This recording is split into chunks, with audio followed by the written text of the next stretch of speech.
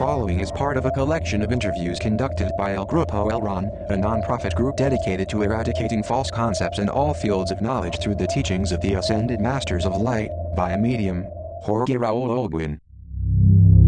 May 28, 1997. Messages from Johnakan Ur-El.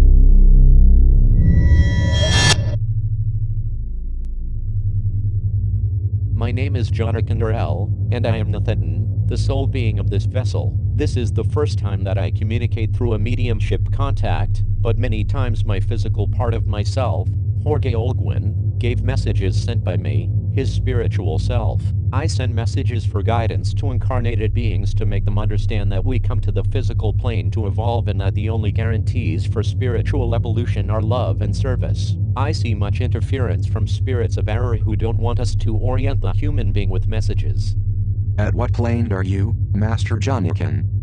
I am in Plane 5, along with Master Jesus and Masters Siddhartha, Ron Hubbard and others. I come to clarify some issues. In the creation of the Father, there are diverse spiritual levels. Our vibrations are very similar to those of other planetary systems. In every system there is a solar logos and diverse planetary logos, one for each planet of that system. In our galaxy are billions of suns that will be the number of solar logos in this galaxy. The same is true in neighboring galaxies, as Magellan and Andromeda. Andromeda is a great spiraling galaxy, which is 200,000 light years in length, and we have had the honor to go on a mission with my soulmate, Master Jesus, to one of its stellar systems, thanks to the initiative of divine energies of level 7. We get to know very high technological worlds that, by using similar equipment to the Earth radio transmitters, they could communicate with the spiritual levels. But their arrogance is such that despite technological advances, they lie almost always in internal struggles. In the spiritual levels 2 and 3 of that world, beings have so much confusion, or more than in their physical level 1. And it is very difficult for those entities to learn to integrate their egos because, although the physical level 1 has its material needs,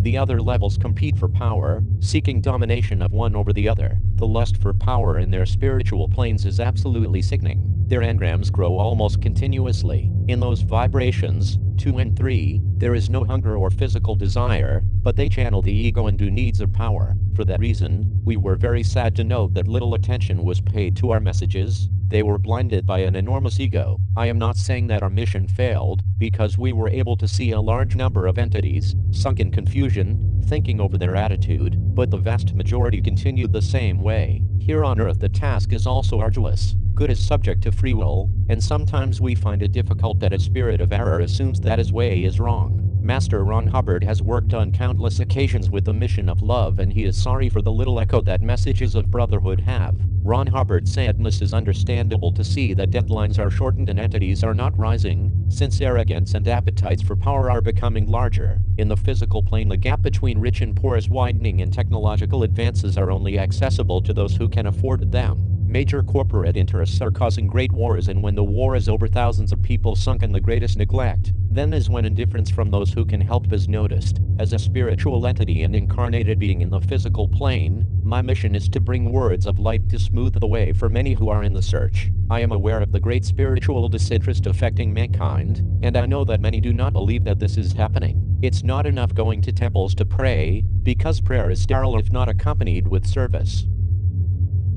Let me ask you a question. Why are publishing spiritual guidance books so hard, while other mediocre works come to light so easily? Because the spirits of error interfere with the publisher's decision, influencing telepathically on the people who do the review of the originals. Their interest is that mediocre books are published and, in doing so, continue confusing the human being so that he is delayed in the evolutionary plan. Those spirits of error cannot defy the free will of people, but they make them yield to temptations, and so, they are able to take wrong decisions. The important thing is not to lose faith, and keep in mind that the path of good is a narrow path with many obstacles. Know that with love obstacles are invincible. How can we prepare favorably when the spiritual crisis shakes us up? Then is when you should have temperance. It's a matter of will and faith.